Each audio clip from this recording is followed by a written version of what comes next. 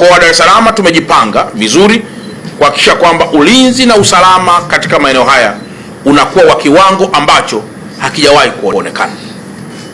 Naomba niwathibitishie ndugu waandishi wa habari kuwa hakuna mtu yoyote ambaye atahamasisha vurugu katika maonesho au ukanda wowote na akabaki kuwa salama. Vyombo vya dola pamoja kwa kushirikiana na wananchi wenyewe tumejipanga kwa dhati kuhakikisha tunaendelea kulinda taifa letu ili lisivamiwe na adui yoyote wa ndani au nje ya taifa letu.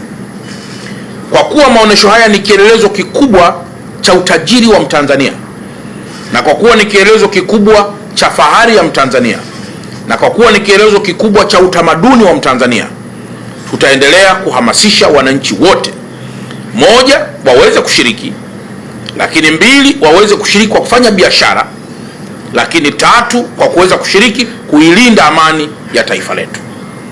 Na ushiriki pekee wa kulinda amani ya taifa letu ni njia moja tu: kataa vurugu, kataa fujo, muoneshe mtu yeyote ambaye hana nia nzuri ili tuweze kumbaini na vyombo vya dola viweze kushughulika naye.